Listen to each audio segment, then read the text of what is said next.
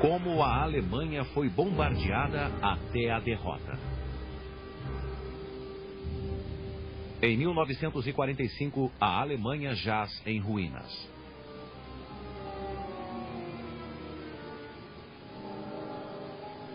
O coração de suas cidades fora arrancado, resultado de uma revolução secreta na tecnologia do combate aéreo.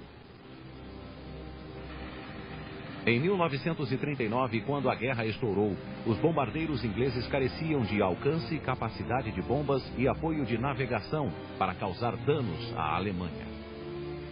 O Bomber Command era um tigre de papel.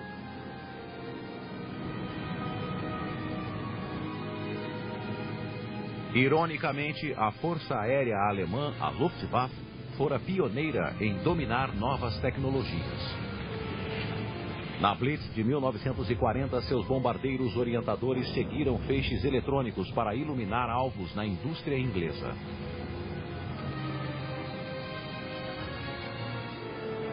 Os ingleses e depois os aliados americanos revidaram quando a batalha migrou para os céus da Alemanha.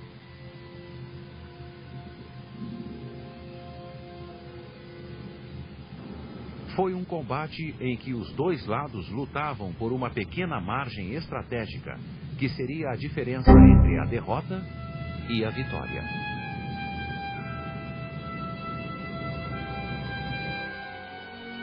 E principalmente foi a guerra das chamadas miras especiais, uma das batalhas mais caras e cruciais da guerra tecnológica.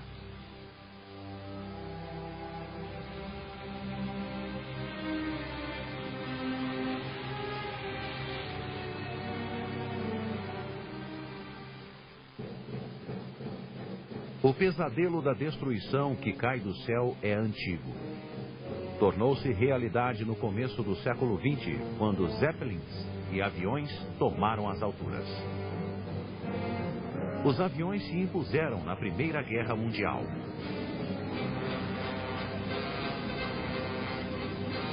A princípio, usados para reconhecimento, o olho do céu, logo foram utilizados para outros fins. Aviões foram adaptados para levar bombas.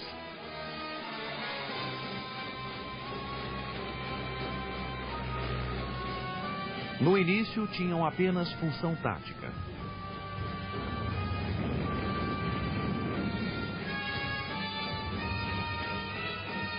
Mas as necessidades da guerra trouxeram aviões mais pesados, especializados em bombardear alvos táticos e estratégicos. A Alemanha foi líder com seus bombardeiros pesados, que eram usados para cobrir os lamacentos campos de batalha da frente ocidental.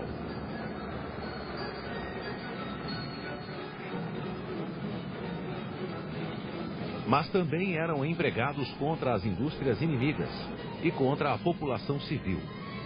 Bombardeiros alemães atacaram Londres pela primeira vez em junho de 1917.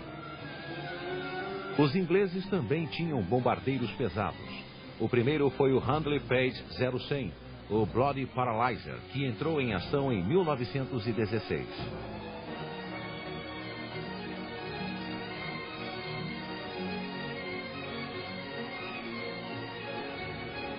Os Handley Page eram usados no campo de batalha e contra a indústria de guerra alemã.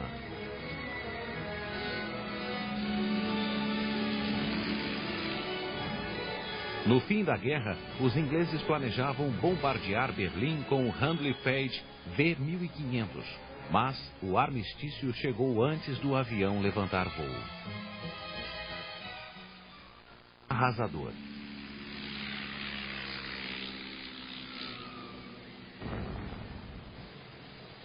O bombardeiro dominou os céus dos anos 30.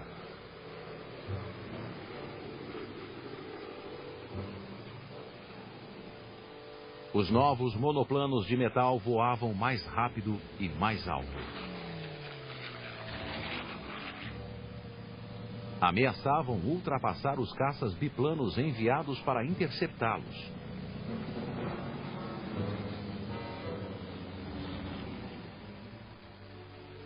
Em 1932, o parlamentar inglês Stanley Baldwin sobriamente previu que o bombardeiro sempre venceria. Sentimento partilhado por Adolf Hitler, que em 1935 revelou o intenso programa de rearmamento alemão. Os bombardeiros da Luftwaffe eram um sinistro lembrete para a Europa das intenções alemãs. Mas sob o comando de Hermann Göring, os bombardeiros teriam um papel mais tático do que estratégico. Bombardeiros de mergulho como o Stuka Ju-87 eram projetados para atuar como artilharia aérea nas campanhas de curto alcance que Hitler já arquitetava contra seus vizinhos. O Ju-88 também tinha capacidade de mergulho, mas os generais alemães descartaram a construção de uma frota de bombardeiros pesados. Seria muito cara e demorada demais. Mas uma versão anterior do bombardeiro de porte médio, o Heinkel H-111, demonstrou seu poder destrutivo na Guerra Civil Espanhola. Os HE-111 e Junker Ju-52 da Legião Alemã Condor defenderam os nacionalistas de Franco e destruíram a cidade republicana de Guernica em 3 horas de bombardeio incendiário. Guernica somou-se às nefastas previsões de Baldwin. O bombardeiro havia vencido. Os ingleses se preveniram para a guerra com inúmeros procedimentos contra ataques aéreos. Durante a crise de Munique, em 1938, cavaram-se abrigos aéreos temporários nos parques de Londres. Máscaras contra gases foram distribuídas para homens, mulheres e crianças.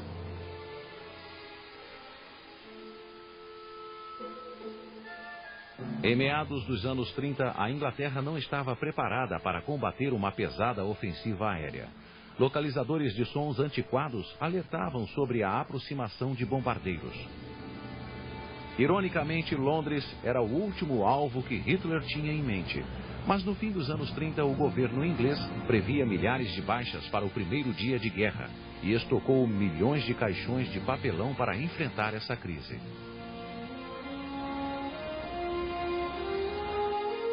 A maior partidária do bombardeio estratégico era a Real Força Aérea. Oficialmente, ela previa que a guerra contra a Alemanha seria vencida com bombardeios precisos em alvos industriais.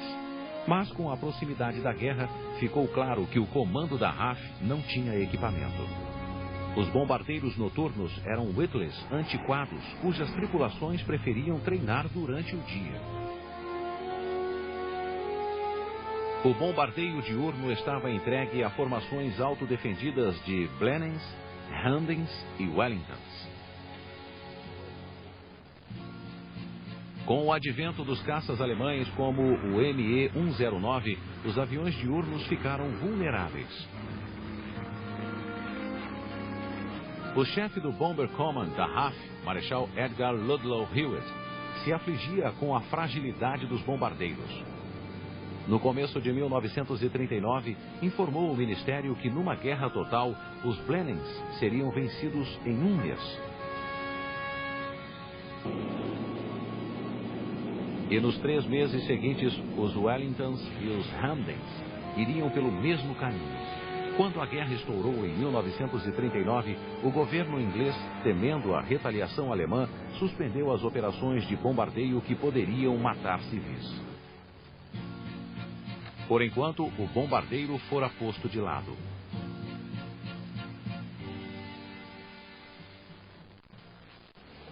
De setembro de 1939 ao fim de 1940, a iniciativa ficou com a Alemanha. A Polônia, invadida em 1º de setembro, mal resistiu 5 semanas. Sua antiquada força aérea não era páreo para a Luftwaffe. Os Stuka de mergulho operavam na primeira frente de contato com o inimigo. A destruição de alvos específicos era sua especialidade.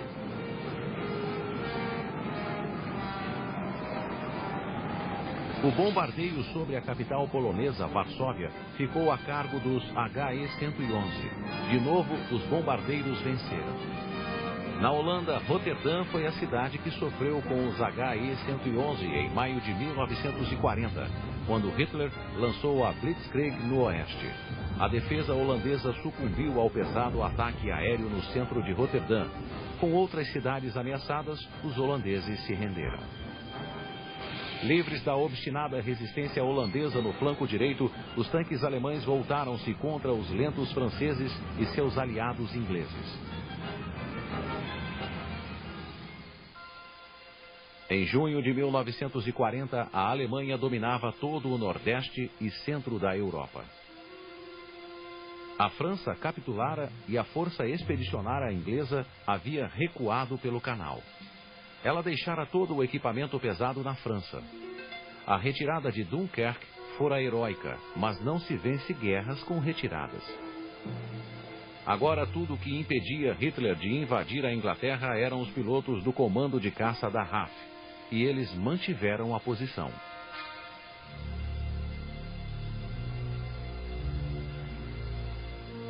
Do outro lado do canal, o exército alemão preparava uma invasão com barcaças. Mas antes de zarpar, o comando de caça tinha de ser destruído. Hermann Göring e a Luftwaffe estavam embriagados com as vitórias na Polônia e na França. Era a vez da real força aérea ser varrida. Mas a Luftwaffe estava empenhada numa campanha estratégica maior do que aquela para a qual fora projetada. Seus bombardeiros precisariam da escolta de caças. Na Batalha da Inglaterra, os Spitfires e Hurricanes lutariam sobre suas bases.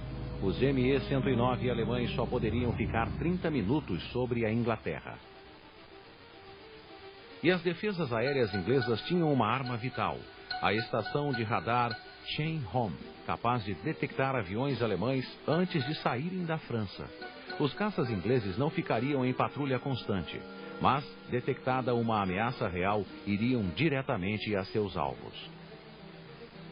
A integração do radar ao comando da RAF e ao sistema de controle foi ao estilo britânico, uma combinação de ciência aplicada e excentricidade. Os alemães também desenvolviam um radar, mas se dedicaram mais ao seu caráter ofensivo do que defensivo. Os ingleses pareciam excêntricos, mas o sistema funcionava. A Luftwaffe subestimou a importância do sistema Chain-Home. Apenas numa ocasião, 12 de agosto de 1940, ela organizou um ataque contra 4 estações do Chain-Home na costa sul. Bombardeiros de mergulho tiraram do ar uma das estações por 24 horas, mas as outras 3 continuaram transmitindo. Os alemães não registraram danos apreciáveis na rede e desistiram dos ataques. Tinham perdido a oportunidade. Como observou o comandante alemão Adolf Galland, na batalha tínhamos apenas nossos olhos. Os pilotos ingleses tinham o olho do radar, muito mais confiável e de maior alcance. Em setembro, a Luftwaffe mudou o foco para o bombardeio de Londres e dos portos e cidades industriais inglesas. O bombardeio diurno logo deu lugar à ofensiva noturna, que durou 8 meses, até maio de 1941. Era a vez da Luftwaffe tomar a iniciativa na guerra secreta eletrônica. Em junho de 1940, o assessor de ciências de Winston Churchill, professor Lindemann, avisou o primeiro-ministro que os alemães já tinham um sistema de feixes de rádio para bombardeio em voo certo.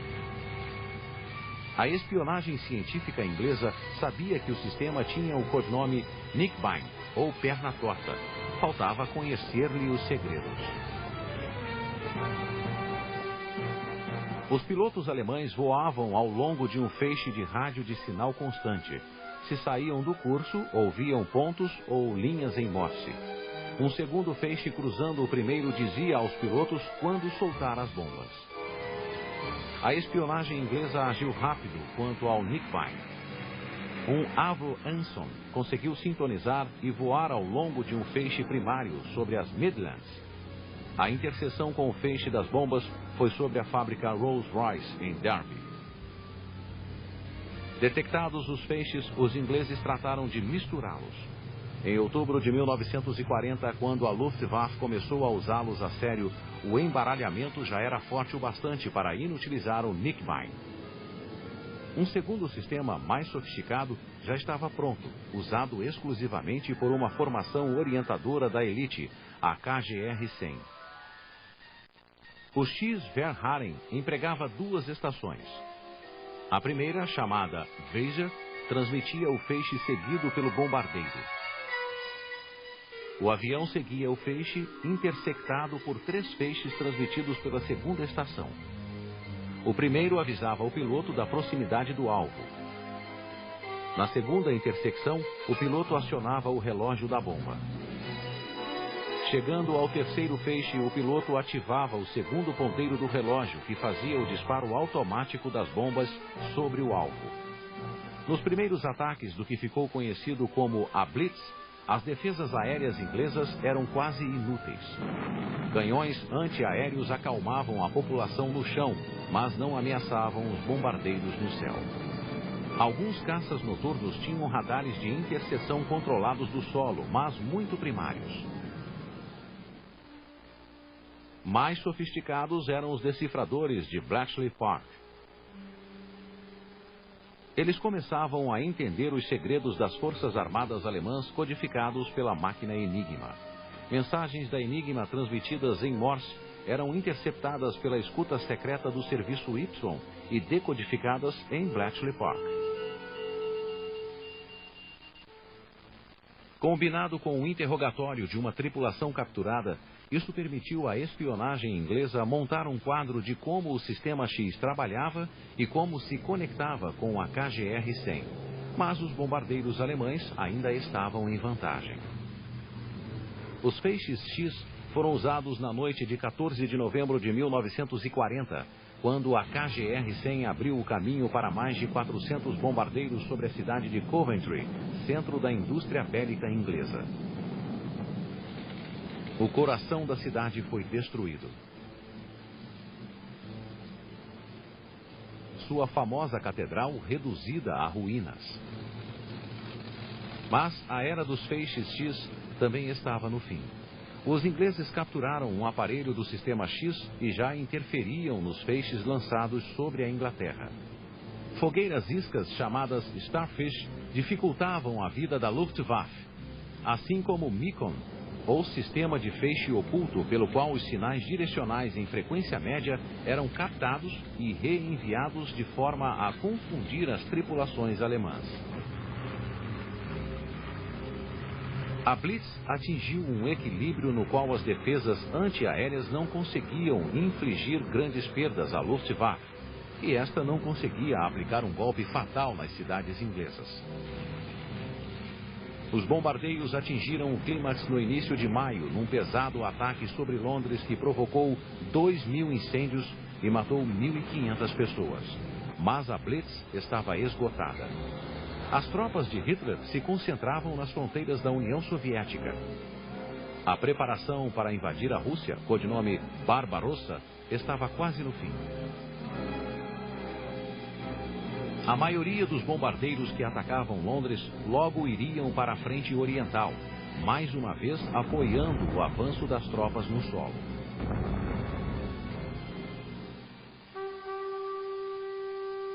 1.500 quilômetros a oeste, Londres chorava suas perdas.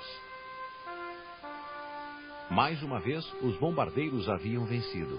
Eles impuseram sérios danos a Londres e a várias cidades inglesas. Mas não lhes destruíram o moral nem a indústria bélica. No meio da destruição, a vida das pessoas e a vida da nação continuou.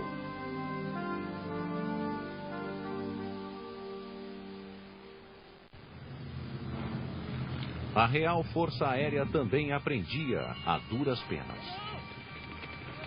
Em dezembro de 1939, um ataque diurno de 24 Wellingtons sobre a base naval inimiga de Wilhelmshaven foi frustrado pelos Me-109. Para sobreviver em céus alemães, os aviões ingleses deveriam voar à noite.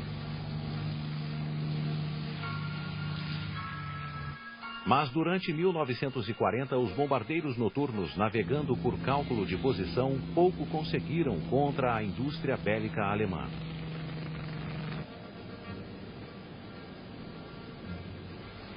E em 1941, o Bomber Command era motivo de uma raivosa disputa interna. A Marinha Real queria usar seus recursos na Batalha do Atlântico. O poderio aéreo era uma das melhores armas contra os submarinos alemães. A Marinha argumentava que os bombardeiros da RAF seriam mais úteis contra os submarinos do que no continente europeu. A sobrevivência inglesa estava em jogo no Atlântico, e o bombardeio ofensivo consumia uma cota exagerada de aviões e de recursos científicos. Um relatório do Ministério da Aviação de agosto de 1941 confirmou a ineficácia do Bomber Command contra alvos alemães. Nos ataques ao Ruhr, apenas 1/10 das tripulações conseguia acertar bombas perto do alvo principal. Um navegador do Bomber Command relembra. And so, results of all this dead reckoning navigation, failure of weather forecasting to give us accurate winds over a continent where there was no weather stations, and all these things meant that probabilities was that you would even bomb the wrong town. A defesa aérea noturna alemã também melhorou e tinha radares de curto e longo alcance. Eles permitiam que caças atacassem à noite numa versão noturna da Batalha da Inglaterra. Holofotes focalizavam alvos-chave. O arquiteto da defesa aérea noturna alemã era o general Josef Kahnhuber.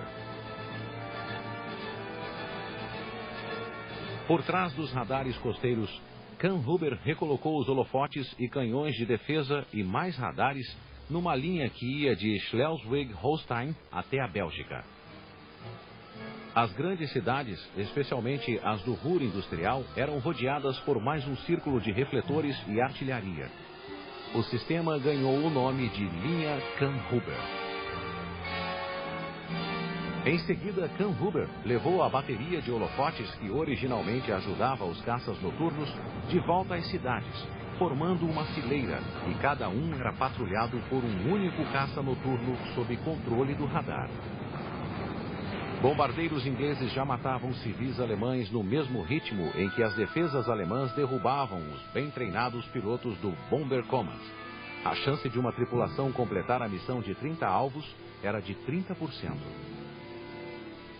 O moral se esgarçava.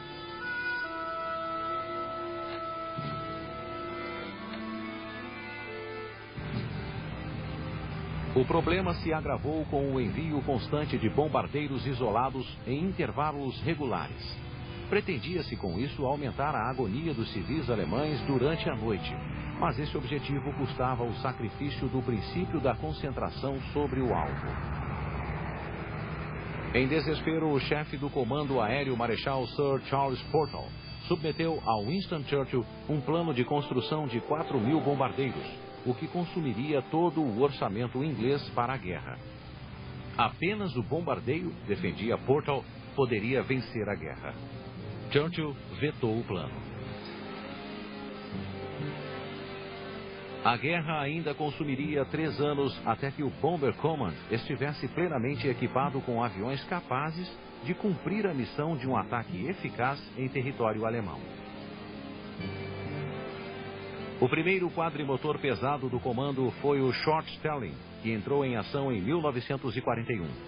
O Sterling era desajeitado, mas resistente. Um deles sobreviveu a uma colisão frontal com um caça alemão.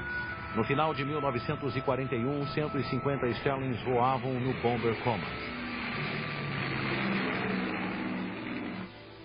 Após o Sterling, entrou em ação o Handley Page Halifax. O último bombardeiro pesado a entrar em ação foi o Avro Lancaster, cujas especificações eram de 1936. Agora o Bomber Command estava equipado.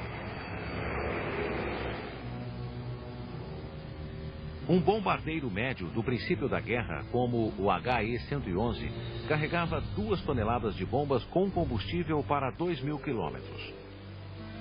O primeiro pesado da RAF, o Short Stelling, levava uma carga útil 3 vezes maior, com metade do combustível.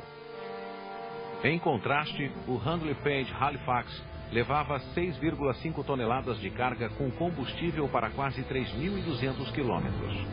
O Avro Lancaster transportava uma carga de 7 toneladas com combustível para quase 2.700 quilômetros. A maior capacidade dos pesados coincidiu com uma nova orientação. O grosso da carga deveria ser jogada em áreas de ataque de cidades alemãs e não mais em alvos bélicos específicos.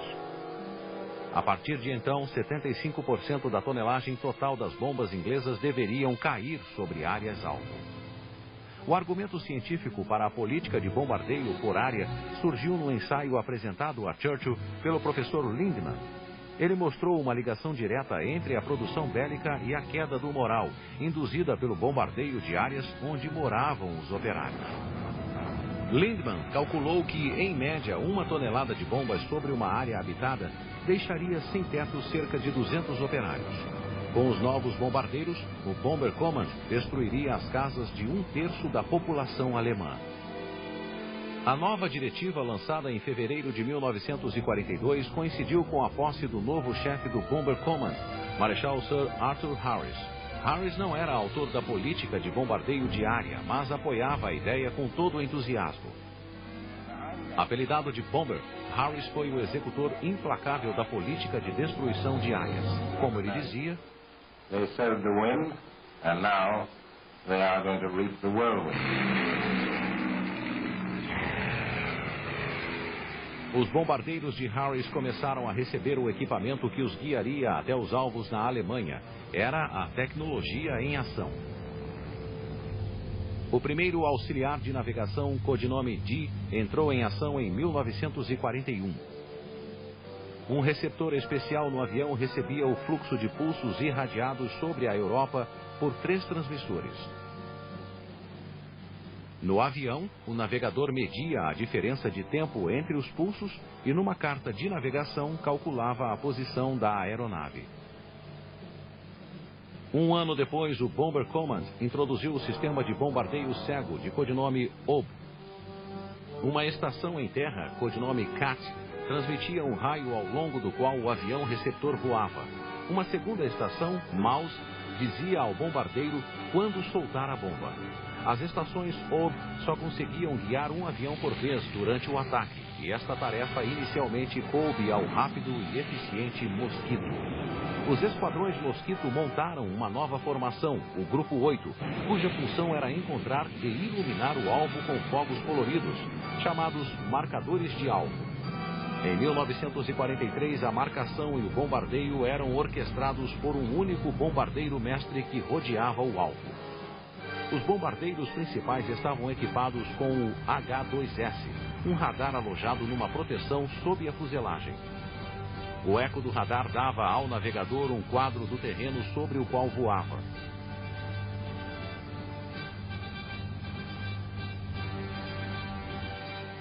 Para aumentar seu poderio, os bombardeiros levavam bombas de grande capacidade com um invólucro de metal mínimo e um máximo de explosivo forte. O rabugento Marechal Harris tinha um gosto por publicidade só igualado pelo do general Montgomery, o vitorioso em El Alamein. Em maio de 1942, lançou os aviões num ataque de 1000 bombardeiros sobre Colônia. A Alemanha ia colher sua tempestade. Em 1942, Harris ganhou um aliado. A 8ª Força Aérea Americana chegou à Inglaterra naquele agosto. Armados com o Boeing B-17, a Fortaleza Voadora, e o B-24 Liberator, os americanos seguiam a estratégia do bombardeio diurno de precisão em alvos industriais. Seu visor Norden, diziam, acertava uma bomba num barril de chope. Uma tarefa simples para quem tinha treinado no céu de brigadeiro do deserto de Nevada. Mas seria mais complicado no céu da Europa, cheio de bombas e nuvens. Como os alemães e ingleses antes, os americanos aprenderam pelo modo mais difícil e doloroso.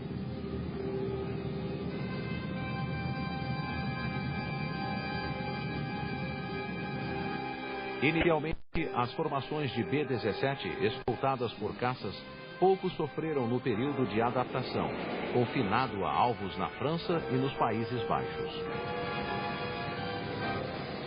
Confiantes, acreditando na potência de seus bombardeiros e voando em formação cerrada, eles acreditavam ser possível ir e vir até os alvos sem grandes perdas.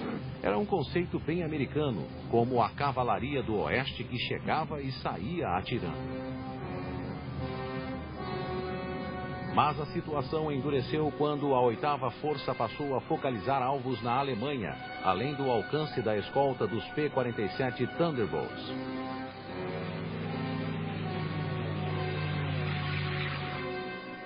Em 1943, grandes perdas exigiram maior concentração de fogo defensivo, com a formação em pilha de 54 aviões, compostos por 3 grupos de 18.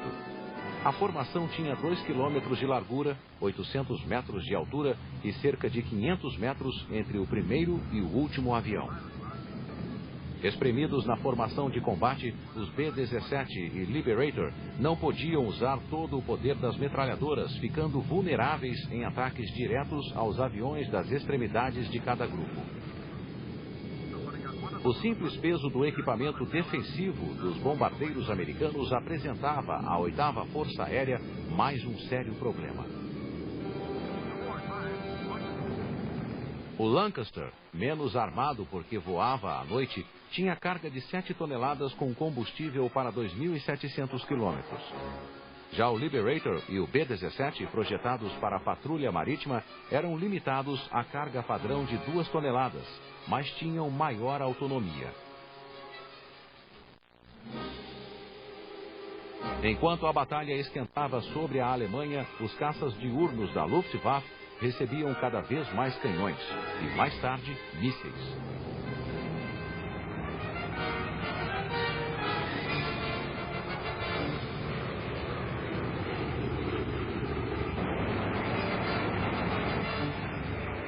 Em 1943, as perdas chegaram ao pico em 17 de agosto, quando 291 bombardeiros, em 2 ataques sobre fábricas de Schweinfurt e Regensburg, perderam 60 aviões e sofreram severos danos em mais 138. As perdas em cada missão já chegavam a 10%. Os bombardeios foram temporariamente suspensos.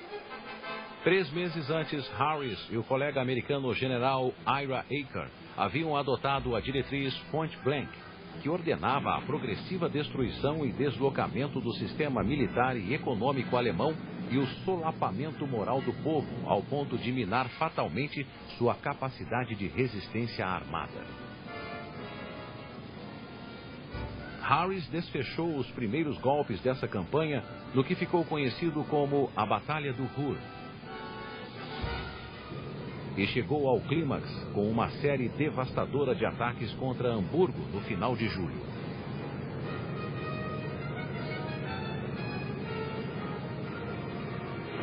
Nessa altura, o Bomber Command tinha uma nova arma, chuvas de fitas de metal, de codinome Window, projetadas para confundir os radares alemães com ecos falsos. O Window funcionou a contento na noite de 24 de julho. A linha Kamphuber tornou-se impotente à medida em que os bombardeios, agora concentrados, forçavam passagem entre os holofotes. As defesas da linha caíram na escuridão. Quase 800 aviões, dos quais a metade eram Lancasters, criaram uma tempestade de fogo no coração da cidade. Na noite do dia 26, 730 aviões do Bomber Command causaram um incêndio ainda maior que consumiu 40.000 vidas.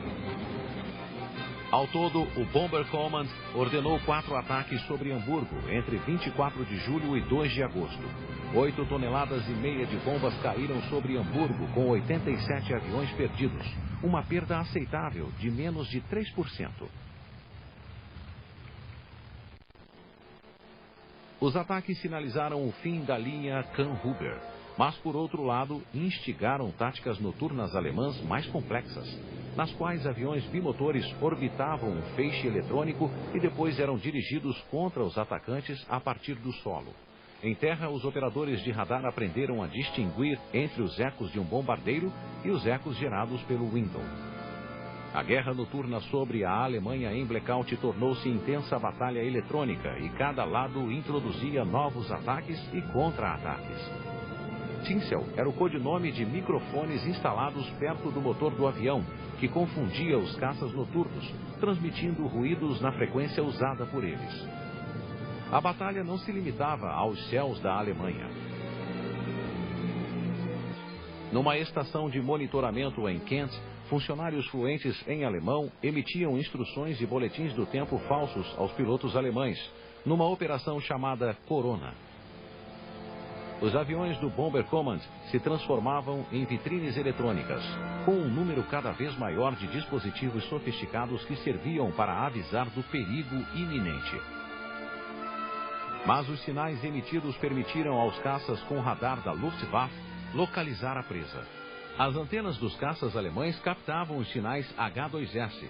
As tripulações foram instruídas a usar o H-2S apenas em emissões rápidas.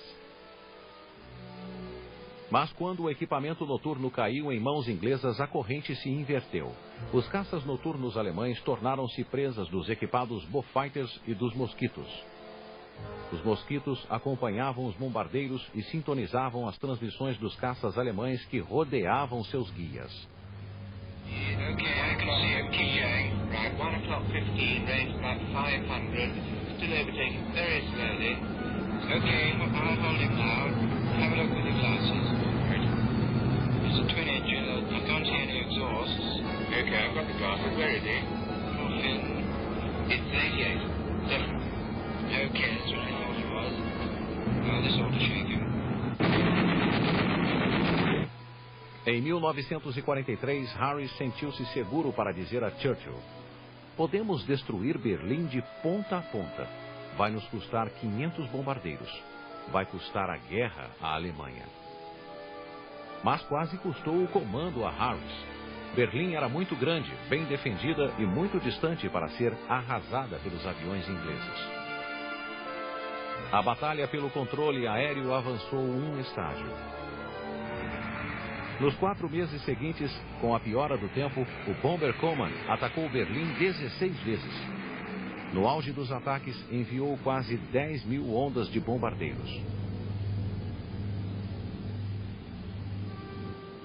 As defesas alemãs os esperavam. Na Batalha de Berlim, que abrangeu várias outras cidades, o Bomber Command perdeu 600 aviões, derrubados ou danificados.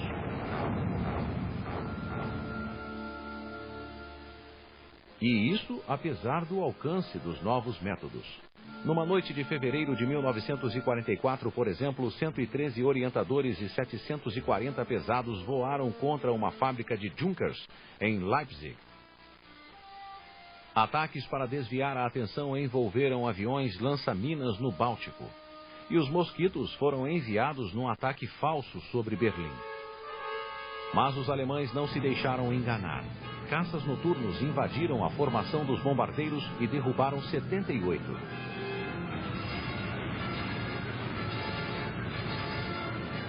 A Batalha de Berlim foi cancelada após o desastroso ataque sobre Nuremberg, em março de 1944, quando quase 100 aviões foram perdidos.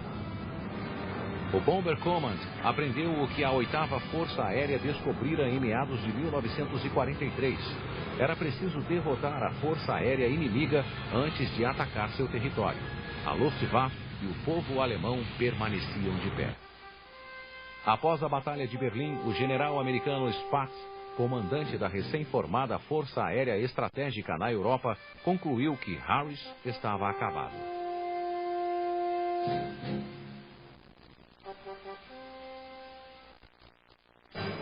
Em 1943, os americanos enfrentavam sua própria crise. A falta de escolta de longo alcance permitira à Luftwaffe escolher o momento ideal de atacar as formações de bombardeiros. O moral despencou.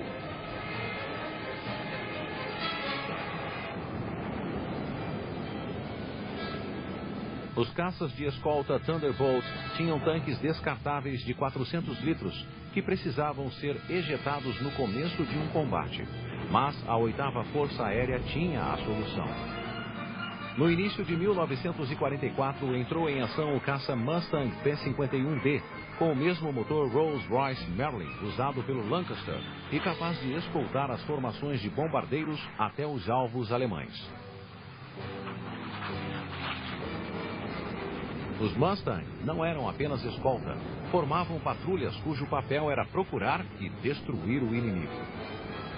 As perdas de bombardeiros diminuíram, as perdas de caças diurnos alemães e com eles de pilotos insubstituíveis aumentaram.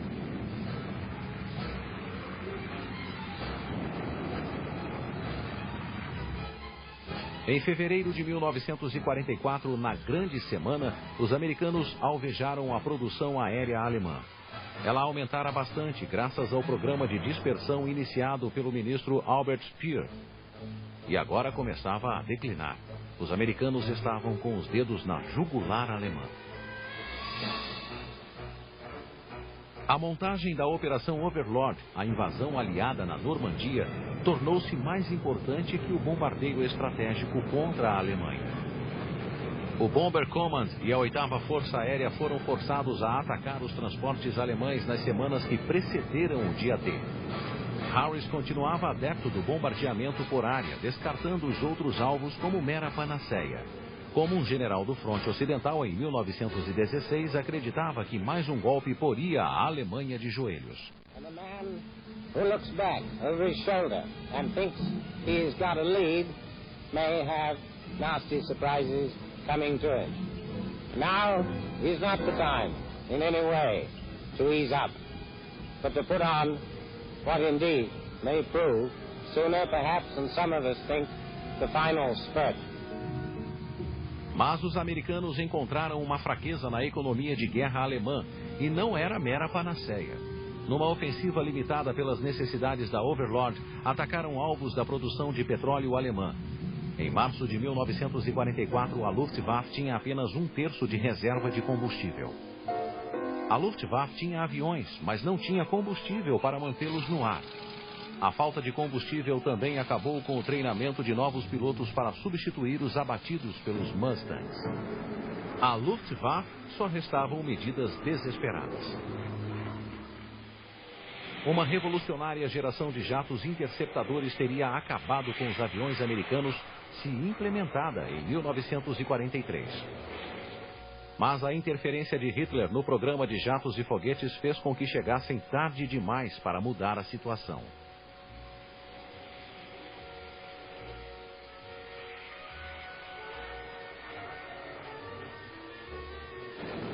Os jatos foram um duro golpe para os bombardeiros americanos, mas a vantagem numérica falou mais alto. Em 1945, o Bomber Command tinha voos diurnos e noturnos. Dispunha de 1.600 aviões por dia, o rústico Halifax e o perigoso Lancaster. Tinha um equipamento eletrônico exclusivo, o Grupo 100, que confundia as desgastadas defesas da Luftwaffe. Era capaz de lançar ataques espetaculares contra alvos específicos, mas permanecia preso ao bombardeio de área. Bem mais tarde, a torre posterior do Lancaster ganhou um radar guia de tiro. Mas nos últimos 4 meses de guerra, o Bomber Command perdeu 608 aviões, quase 2 vezes a linha de frente de 1939, o que prova sua força, pois apesar disso, não parou de atacar. O auge do ataque por área aconteceu em Dresden, em 13 de fevereiro de 1945. Cada onda de bombardeiros se concentrou sobre um alvo durante minutos. Controlados por um guia, criaram um inferno, matando cerca de 50.000 pessoas. Dresden era uma área de ataque por excelência, mas foi um desastre político para o Bomber Command. A cidade quase não tinha defesa e estava cheia de refugiados. O ataque fora ordenado por Winston Churchill, ansioso em provar o desejo inglês de ajudar Stalin, quando o Exército Vermelho chegou à Alemanha Oriental. Dresden não estava na lista de alvos de Harris, mas depois do desastre, ele e o Bomber Command levaram a culpa pela execução da política, o bombardeio por área, que gozara do apoio irrestrito de Churchill durante 3 anos. O auge do sucesso dos bombardeiros coincidiu com a derrota do exército alemão no campo e com a progressiva ocupação do próprio Reich pelos exércitos aliados do leste e oeste. Em consequência, o argumento dos adeptos do bombardeio estratégico de que ele ganhara a guerra jamais poderá ser provado.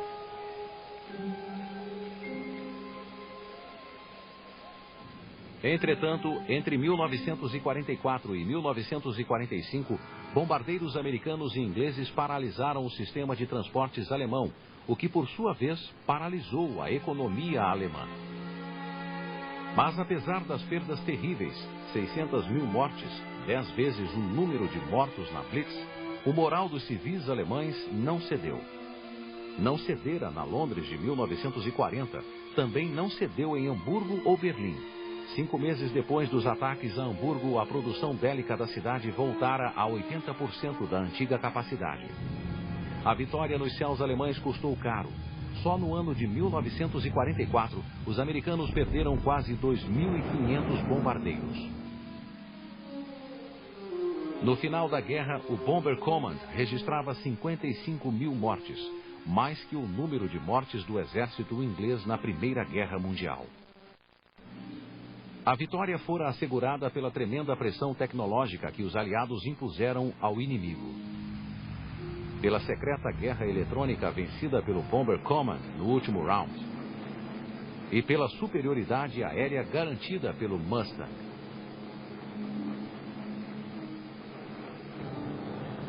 Sem as miras especiais e os caças de escolta, a ofensiva combinada dos aliados não teria se sustentado.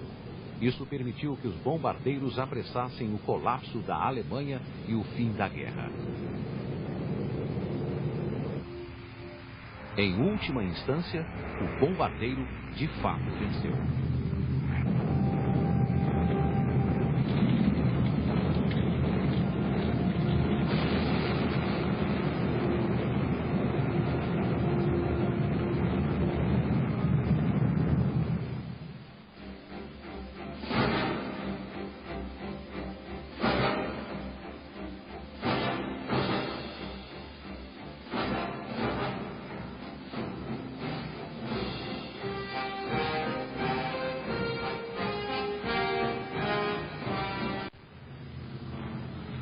A Real Força Aérea também aprendia a duras penas.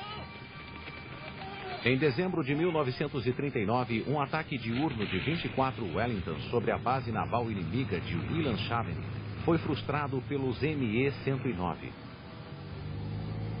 Para sobreviver em céus alemães, os aviões ingleses deveriam voar à noite.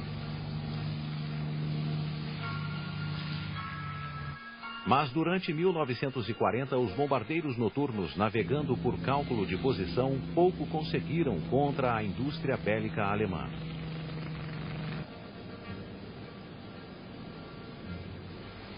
E em 1941, o Bomber Command era motivo de uma raivosa disputa interna.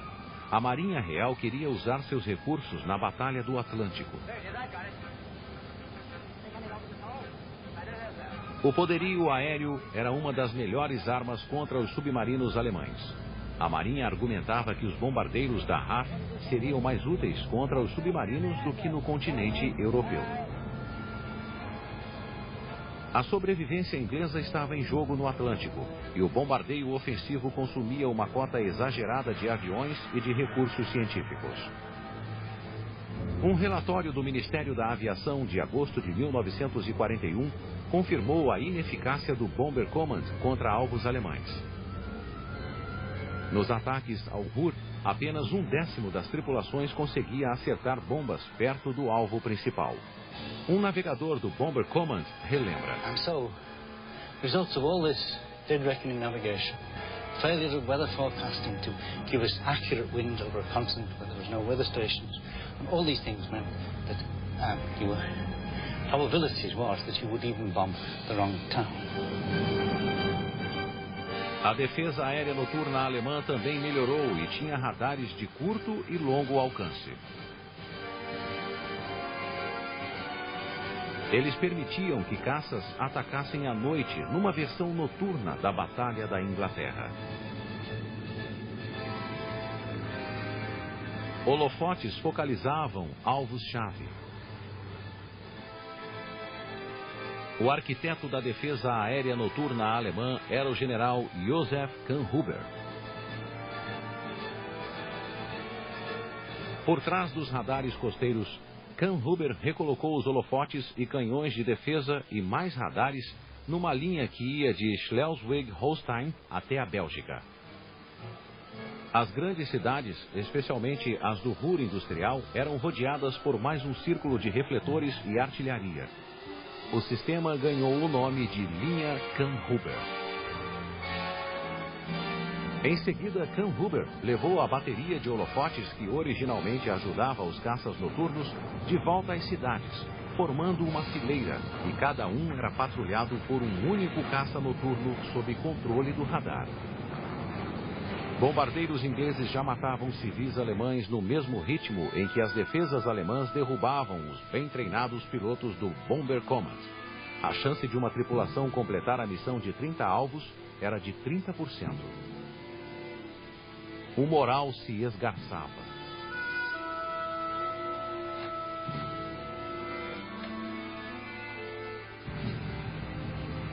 O problema se agravou com o envio constante de bombardeiros isolados em intervalos regulares. Pretendia-se com isso aumentar a agonia dos civis alemães durante a noite, mas esse objetivo custava o sacrifício do princípio da concentração sobre o alvo.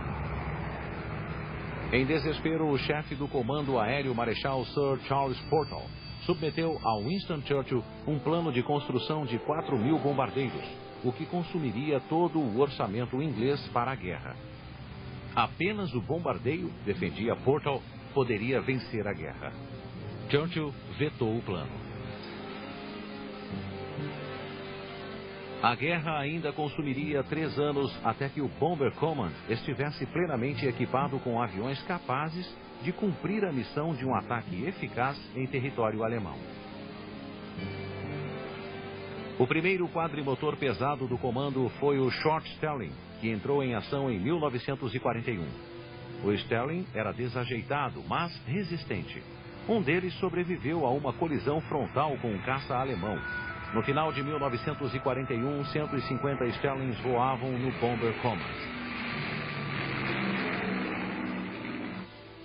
Após o Stelling, entrou em ação o Handley Page Halifax.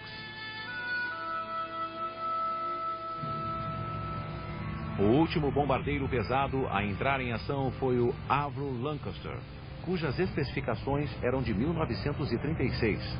Agora o Bomber Command estava equipado. Um bombardeiro médio do princípio da guerra, como o HE-111, carregava 2 toneladas de bombas com combustível para 2.000 quilômetros. O primeiro pesado da RAF, o Short Stelling, levava uma carga útil 3 vezes maior, com metade do combustível. Em contraste, o Handley Page Halifax levava 6,5 toneladas de carga com combustível para quase 3.200 quilômetros. O Avro Lancaster transportava uma carga de 7 toneladas com combustível para quase 2.700 quilômetros. A maior capacidade dos pesados coincidiu com uma nova orientação. O grosso da carga deveria ser jogada em áreas de ataque de cidades alemãs e não mais em alvos bélicos específicos. A partir de então, 75% da tonelagem total das bombas inglesas deveriam cair sobre áreas-alvo. O argumento científico para a política de bombardeio por área surgiu no ensaio apresentado a Churchill pelo professor Lindemann. Ele mostrou uma ligação direta entre a produção bélica e a queda do moral, induzida pelo bombardeio de áreas onde moravam os operários. Lindman calculou que, em média, 1 tonelada de bombas sobre uma área habitada deixaria sem teto cerca de 200 operários. Com os novos bombardeiros, o Bomber Command destruiria as casas de 1/3 da população alemã. A nova diretiva, lançada em fevereiro de 1942, coincidiu com a posse do novo chefe do Bomber Command, Marechal Sir Arthur Harris. Harris não era autor da política de bombardeio de área, mas apoiava a ideia com todo o entusiasmo. Apelidado de Bomber, Harris foi o executor implacável da política de destruição de áreas. Como ele dizia, They sowed the wind, and now they are going to reap the whirlwind. Os bombardeiros de Harris começaram a receber o equipamento que os guiaria até os alvos na Alemanha. Era a tecnologia em ação. O primeiro auxiliar de navegação, codinome D, entrou em ação em 1941. Um receptor especial no avião recebia o fluxo de pulsos irradiados sobre a Europa por 3 transmissores. No avião, o navegador media a diferença de tempo entre os pulsos e, numa carta de navegação, calculava a posição da aeronave. Um ano depois, o Bomber Command introduziu o sistema de bombardeio cego, de codinome OB. Uma estação em terra, codinome CAT, transmitia um raio ao longo do qual o avião receptor voava. Uma segunda estação, MAUS, dizia ao bombardeiro quando soltar a bomba. As estações OB só conseguiam guiar um avião por vez durante o ataque, e esta tarefa inicialmente coube ao rápido e eficiente Mosquito. Os esquadrões Mosquito montaram uma nova formação, o Grupo 8, cuja função era encontrar e iluminar o alvo com fogos coloridos, chamados marcadores de alvo. Em 1943, a marcação e o bombardeio eram orquestrados por um único bombardeiro mestre que rodeava o alvo. Os bombardeiros principais estavam equipados com o H-2S, um radar alojado numa proteção sob a fuselagem. O eco do radar dava ao navegador um quadro do terreno sobre o qual voava.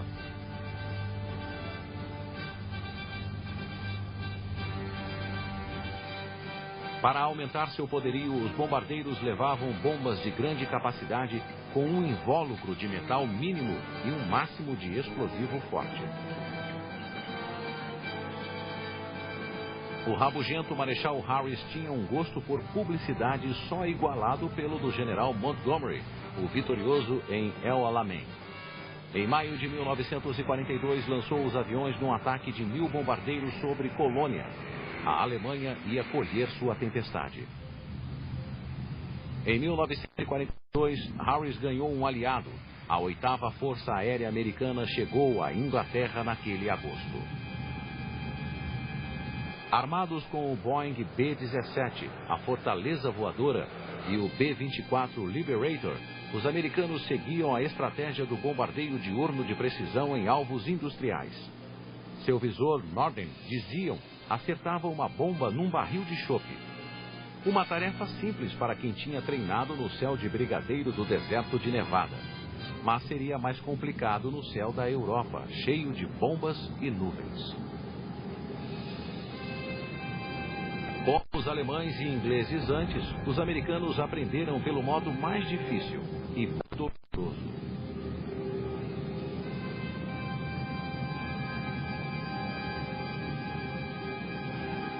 Inicialmente, as formações de B-17, escoltadas por caças, pouco sofreram no período de adaptação, confinado a alvos na França e nos Países Baixos. Confiantes, acreditando na potência de seus bombardeiros e voando em formação cerrada, eles acreditavam ser possível ir e vir até os alvos sem grandes perdas. Era um conceito bem americano, como a cavalaria do oeste que chegava e saía atirando. Mas a situação endureceu quando a 8ª Força passou a focalizar alvos na Alemanha, além do alcance da escolta dos P-47 Thunderbolts.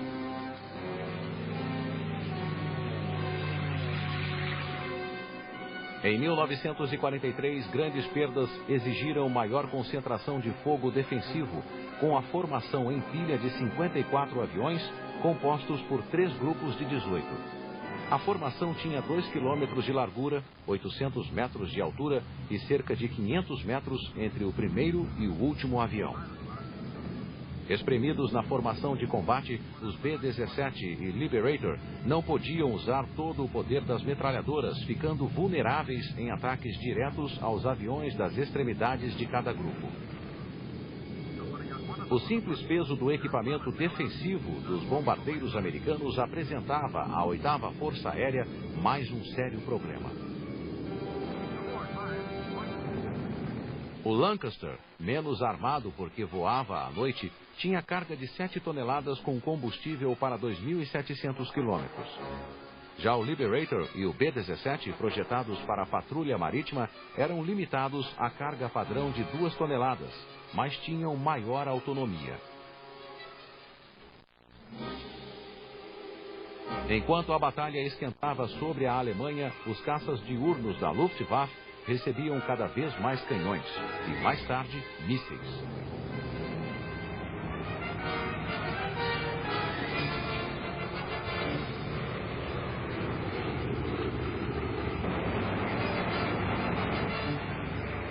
Em 1943, as perdas chegaram ao pico em 17 de agosto, quando 291 bombardeiros, em 2 ataques sobre fábricas de Schweinfurt e Regensburg, perderam 60 aviões e sofreram severos danos em mais 138. As perdas em cada missão já chegavam a 10%. Os bombardeios foram temporariamente suspensos. 3 meses antes, Harris e o colega americano general Ira Eaker haviam adotado a diretriz Point Blank, que ordenava a progressiva destruição e deslocamento do sistema militar e econômico alemão e o solapamento moral do povo, ao ponto de minar fatalmente sua capacidade de resistência armada. Harris desfechou os primeiros golpes dessa campanha no que ficou conhecido como a Batalha do Ruhr, e chegou ao clímax com uma série devastadora de ataques contra Hamburgo no final de julho.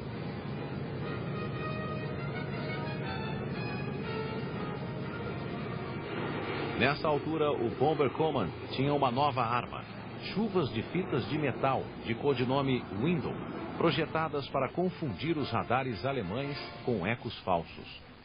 O Window funcionou a contento na noite de 24 de julho. A linha Kamphuber tornou-se impotente à medida em que os bombardeios, agora concentrados, forçavam passagem entre os holofotes. As defesas da linha caíram na escuridão.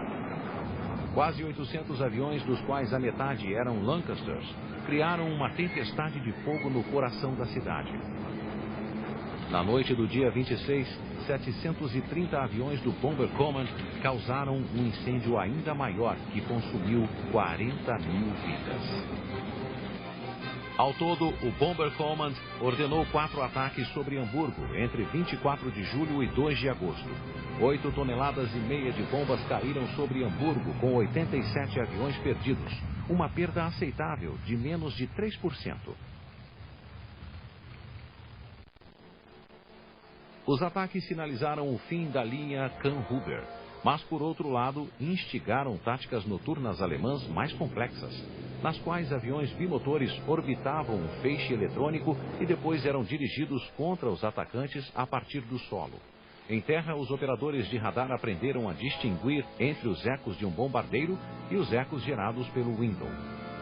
A guerra noturna sobre a Alemanha em blackout tornou-se intensa batalha eletrônica e cada lado introduzia novos ataques e contra-ataques. Tinsel era o codinome de microfones instalados perto do motor do avião, que confundia os caças noturnos, transmitindo ruídos na frequência usada por eles. A batalha não se limitava aos céus da Alemanha. Numa estação de monitoramento em Kent, funcionários fluentes em alemão emitiam instruções e boletins do tempo falsos aos pilotos alemães, numa operação chamada Corona. Os aviões do Bomber Command se transformavam em vitrines eletrônicas, com um número cada vez maior de dispositivos sofisticados que serviam para avisar do perigo iminente. Mas os sinais emitidos permitiram aos caças com radar da Luftwaffe localizar a presa. As antenas dos caças alemães captavam os sinais H-2S. As tripulações foram instruídas a usar o H-2S apenas em emissões rápidas. Mas quando o equipamento noturno caiu em mãos inglesas, a corrente se inverteu. Os caças noturnos alemães tornaram-se presas dos equipados Beaufighters e dos Mosquitos. Os Mosquitos acompanhavam os bombardeiros e sintonizavam as transmissões dos caças alemães que rodeavam seus guias. Okay, I can see a Kiyang. Right, 1 o'clock 15, range about 500, still overtaking very slowly. Okay, I'll hold him loud. Have a look with your glasses. Right. It's a twin engine. I can't see any exhausts. Okay, I've got the glasses. Where is he? It's 88, definitely. Okay, that's what I thought it was. Well, this ought to shake him. Em 1943, Harris sentiu-se seguro para dizer a Churchill: podemos destruir Berlim de ponta a ponta. Vai nos custar 500 bombardeiros. Vai custar a guerra à Alemanha. Mas quase custou o comando a Harris. Berlim era muito grande, bem defendida e muito distante para ser arrasada pelos aviões ingleses. A batalha pelo controle aéreo avançou um estágio. Nos 4 meses seguintes, com a piora do tempo, o Bomber Command atacou Berlim 16 vezes. No auge dos ataques, enviou quase 10.000 ondas de bombardeiros. As defesas alemãs os esperavam. Na Batalha de Berlim, que abrangeu várias outras cidades, o Bomber Command perdeu 600 aviões, derrubados ou danificados.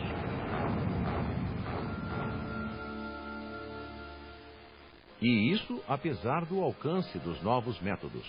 Numa noite de fevereiro de 1944, por exemplo, 113 orientadores e 740 pesados voaram contra uma fábrica de Junkers em Leipzig. Ataques para desviar a atenção envolveram aviões lança-minas no Báltico. E os Mosquitos foram enviados num ataque falso sobre Berlim. Mas os alemães não se deixaram enganar. Caças noturnos invadiram a formação dos bombardeiros e derrubaram 78.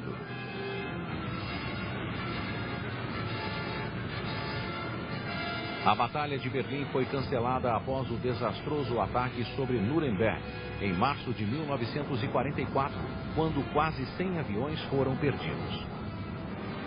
O Bomber Command aprendeu o que a 8ª Força Aérea descobrira em meados de 1943.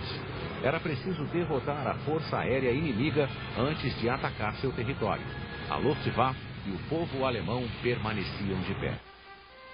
Após a Batalha de Berlim, o general americano Spaatz, comandante da recém-formada Força Aérea Estratégica na Europa, concluiu que Harris estava acabado.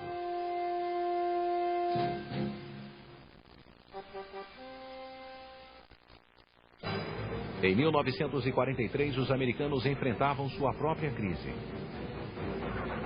A falta de escolta de longo alcance permitira à Luftwaffe escolher o momento ideal de atacar as formações de bombardeiros. O moral despencou.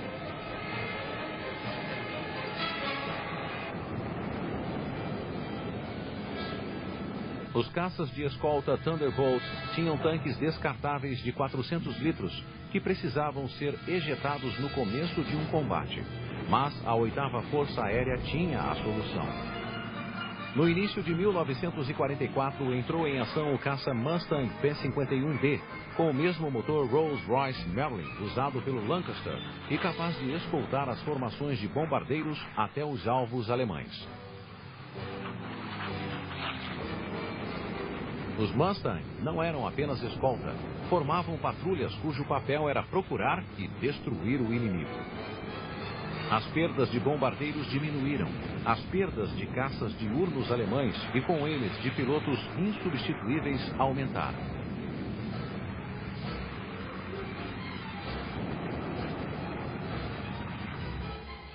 Em fevereiro de 1944, na Grande Semana, os americanos alvejaram a produção aérea alemã. Ela aumentara bastante graças ao programa de dispersão iniciado pelo ministro Albert Speer. E agora começava a declinar. Os americanos estavam com os dedos na jugular alemã. A montagem da Operação Overlord, a invasão aliada na Normandia, tornou-se mais importante que o bombardeio estratégico contra a Alemanha. O Bomber Command e a 8ª Força Aérea foram forçados a atacar os transportes alemães nas semanas que precederam o dia D. Harris continuava adepto do bombardeamento por área, descartando os outros alvos como mera panaceia. Como um general do fronte ocidental em 1916 acreditava que mais um golpe poria a Alemanha de joelhos. And a man who looks back over his shoulder and thinks he's got a lead may have nasty surprises coming to him. Now is not the time in any way to ease up, but to put on what indeed may prove sooner perhaps than some of us think the final spurt. Mas os americanos encontraram uma fraqueza na economia de guerra alemã e não era mera panaceia. Numa ofensiva limitada pelas necessidades da Overlord, atacaram alvos da produção de petróleo alemã. Em março de 1944, a Luftwaffe tinha apenas 1/3 de reserva de combustível. A Luftwaffe tinha aviões, mas não tinha combustível para mantê-los no ar.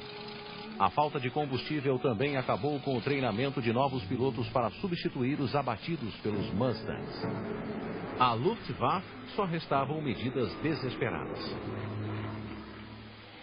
Uma revolucionária geração de jatos interceptadores teria acabado com os aviões americanos se implementada em 1943.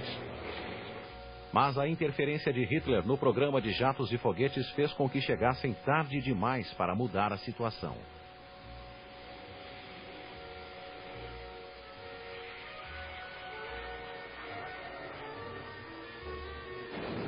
Os jatos foram um duro golpe para os bombardeiros americanos, mas a vantagem numérica falou mais alto. Em 1945, o Bomber Command tinha voos diurnos e noturnos. Dispunha de 1.600 aviões por dia, o rústico Halifax e o perigoso Lancaster. Tinha um equipamento eletrônico exclusivo, o Grupo 100, que confundia as desgastadas defesas da Luftwaffe. Era capaz de lançar ataques espetaculares contra alvos específicos, mas permanecia preso ao bombardeio de área. Bem mais tarde, a torre posterior do Lancaster ganhou um radar guia de tiro. Mas nos últimos 4 meses de guerra, o Bomber Command perdeu 608 aviões, quase 2 vezes a linha de frente de 1939, o que prova sua força, pois apesar disso, não parou de atacar. O auge do ataque por área aconteceu em Dresden, em 13 de fevereiro de 1945. Cada onda de bombardeiros se concentrou sobre um alvo durante minutos. Controlados por um guia, criaram um inferno, matando cerca de 50.000 pessoas. Dresden era uma área de ataque por excelência, mas foi um desastre político para o Bomber Command. A cidade quase não tinha defesa e estava cheia de refugiados. O ataque fora ordenado por Winston Churchill, ansioso em provar o desejo inglês de ajudar Stalin, quando o Exército Vermelho chegou à Alemanha Oriental. Dresden não estava na lista de alvos de Harris, mas depois do desastre, ele e o Bomber Command levaram a culpa pela execução da política, o bombardeio por área, que gozara do apoio irrestrito de Churchill durante 3 anos. O auge do sucesso dos bombardeiros coincidiu com a derrota do exército alemão no campo e com a progressiva ocupação do próprio Reich pelos exércitos aliados do leste e oeste. Em consequência, o argumento dos adeptos do bombardeio estratégico de que ele ganhara a guerra jamais poderá ser provado.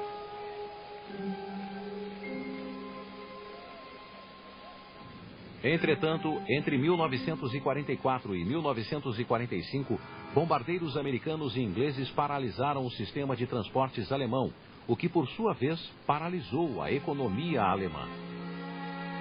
Mas, apesar das perdas terríveis, 600.000 mortes, 10 vezes o número de mortos na Blitz, o moral dos civis alemães não cedeu.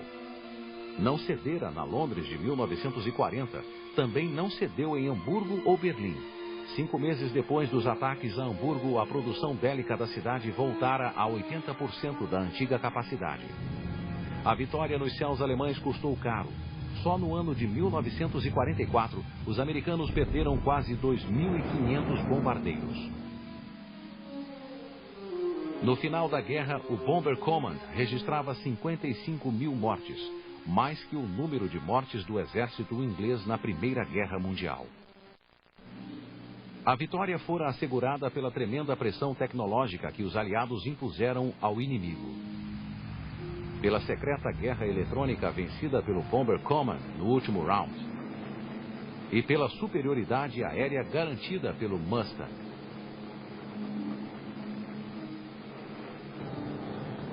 Sem as miras especiais e os caças de escolta, a ofensiva combinada dos aliados não teria se sustentado. Isso permitiu que os bombardeiros apressassem o colapso da Alemanha e o fim da guerra. Em última instância, o bombardeiro de fato venceu.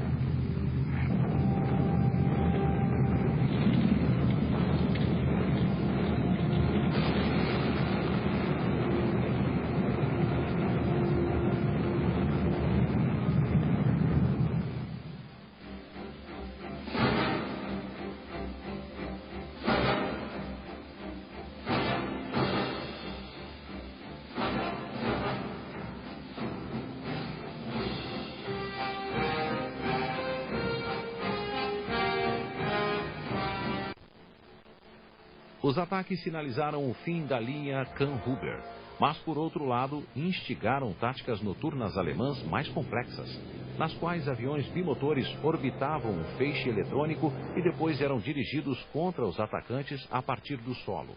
Em terra, os operadores de radar aprenderam a distinguir entre os ecos de um bombardeiro e os ecos gerados pelo Window. A guerra noturna sobre a Alemanha em blackout tornou-se intensa batalha eletrônica e cada lado introduzia novos ataques e contra-ataques. Tinsel era o codinome de microfones instalados perto do motor do avião, que confundia os caças noturnos, transmitindo ruídos na frequência usada por eles. A batalha não se limitava aos céus da Alemanha. Numa estação de monitoramento em Kent, funcionários fluentes em alemão emitiam instruções e boletins do tempo falsos aos pilotos alemães, numa operação chamada Corona.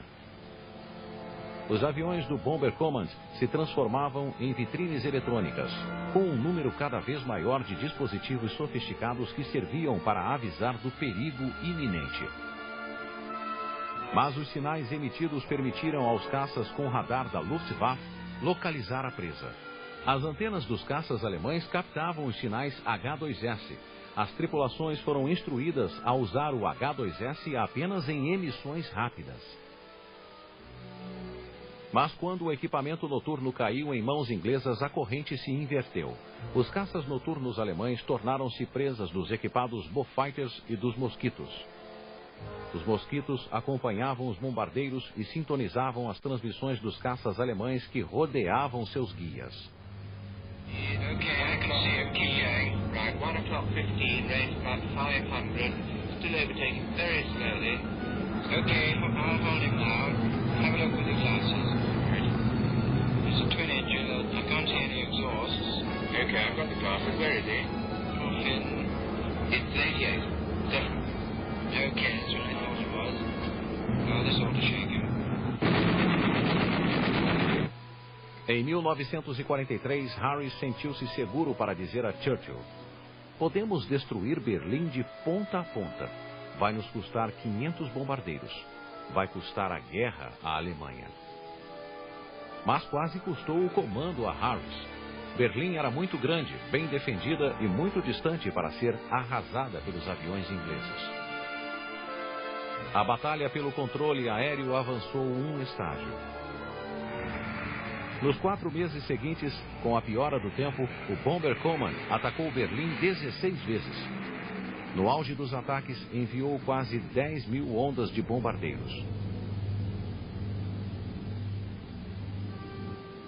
As defesas alemãs os esperavam.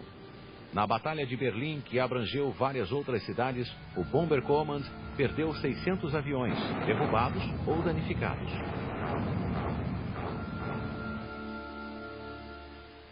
E isso apesar do alcance dos novos métodos. Numa noite de fevereiro de 1944, por exemplo, 113 orientadores e 740 pesados voaram contra uma fábrica de Junkers em Leipzig. Ataques para desviar a atenção envolveram aviões lança-minas no Báltico. E os mosquitos foram enviados num ataque falso sobre Berlim. Mas os alemães não se deixaram enganar. Caças noturnos invadiram a formação dos bombardeiros e derrubaram 78.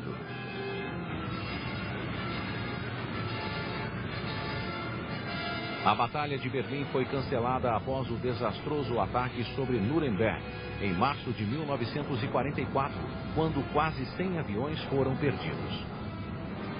O Bomber Command aprendeu o que a 8ª Força Aérea descobrira em meados de 1943.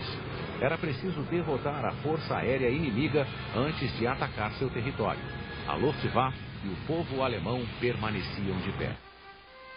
Após a Batalha de Berlim, o general americano Spaatz, comandante da recém-formada Força Aérea Estratégica na Europa, concluiu que Harris estava acabado.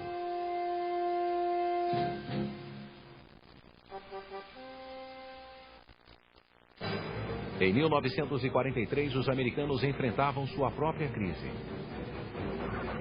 A falta de escolta de longo alcance permitira à Luftwaffe escolher o momento ideal de atacar as formações de bombardeiros.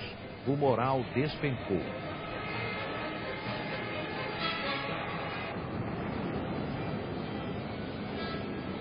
Os caças de escolta Thunderbolt tinham tanques descartáveis de 400 litros que precisavam ser ejetados no começo de um combate. Mas a 8ª Força Aérea tinha a solução. No início de 1944, entrou em ação o caça Mustang P-51D, com o mesmo motor Rolls-Royce Merlin usado pelo Lancaster e capaz de escoltar as formações de bombardeiros até os alvos alemães. Os Mustang não eram apenas escolta, formavam patrulhas cujo papel era procurar e destruir o inimigo. As perdas de bombardeiros diminuíram, as perdas de caças diurnos alemães e com eles de pilotos insubstituíveis aumentaram.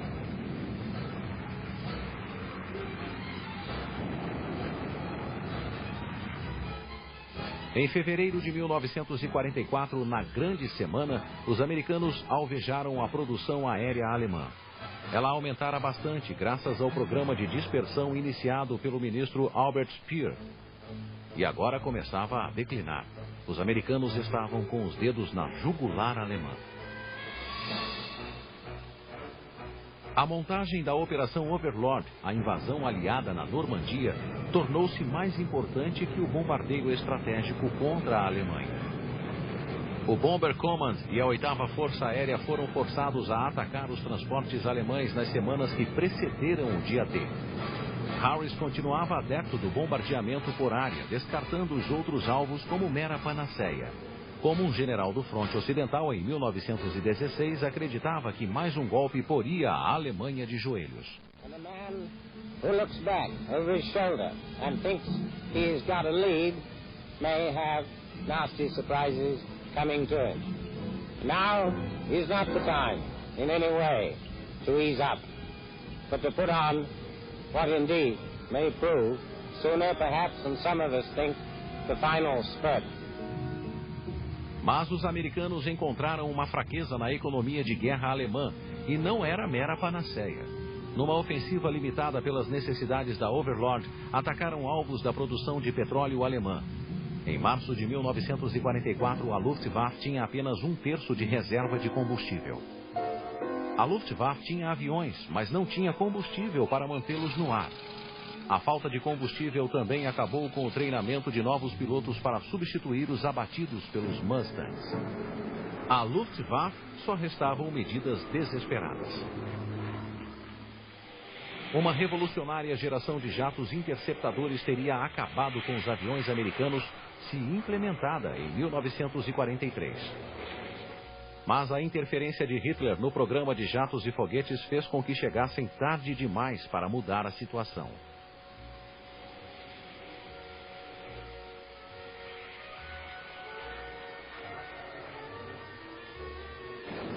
Os jatos foram um duro golpe para os bombardeiros americanos, mas a vantagem numérica falou mais alto. Em 1945, o Bomber Command tinha voos diurnos e noturnos. Dispunha de 1.600 aviões por dia, o rústico Halifax e o perigoso Lancaster. Tinha um equipamento eletrônico exclusivo, o Grupo 100, que confundia as desgastadas defesas da Luftwaffe. Era capaz de lançar ataques espetaculares contra alvos específicos, mas permanecia preso ao bombardeio de área. Bem mais tarde, a torre posterior do Lancaster ganhou um radar guia de tiro. Mas nos últimos 4 meses de guerra, o Bomber Command perdeu 608 aviões, quase 2 vezes a linha de frente de 1939, o que prova sua força, pois apesar disso, não parou de atacar. O auge do ataque por área aconteceu em Dresden, em 13 de fevereiro de 1945. Cada onda de bombardeiros se concentrou sobre um alvo durante minutos. Controlados por um guia, criaram um inferno, matando cerca de 50.000 pessoas. Dresden era uma área de ataque por excelência, mas foi um desastre político para o Bomber Command. A cidade quase não tinha defesa e estava cheia de refugiados. O ataque fora ordenado por Winston Churchill, ansioso em provar o desejo inglês de ajudar Stalin, quando o Exército Vermelho chegou à Alemanha Oriental.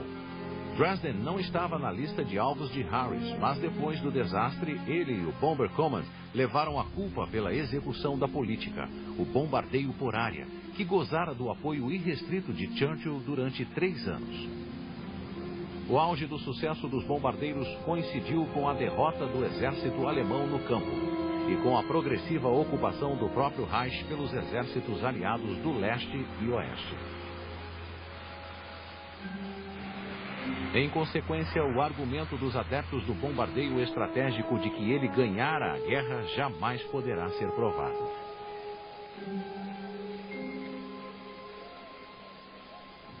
Entretanto, entre 1944 e 1945, bombardeiros americanos e ingleses paralisaram o sistema de transportes alemão, o que, por sua vez, paralisou a economia alemã. Mas, apesar das perdas terríveis, 600.000 mortes, 10 vezes o número de mortos na Blitz, o moral dos civis alemães não cedeu. Não cedera na Londres de 1940, também não cedeu em Hamburgo ou Berlim. 5 meses depois dos ataques a Hamburgo, a produção bélica da cidade voltara a 80% da antiga capacidade. A vitória nos céus alemães custou caro. Só no ano de 1944, os americanos perderam quase 2.500 bombardeiros. No final da guerra, o Bomber Command registrava 55.000 mortes, mais que o número de mortes do exército inglês na Primeira Guerra Mundial. A vitória fora assegurada pela tremenda pressão tecnológica que os aliados impuseram ao inimigo. Pela secreta guerra eletrônica vencida pelo Bomber Command no último round. E pela superioridade aérea garantida pelo Mustang.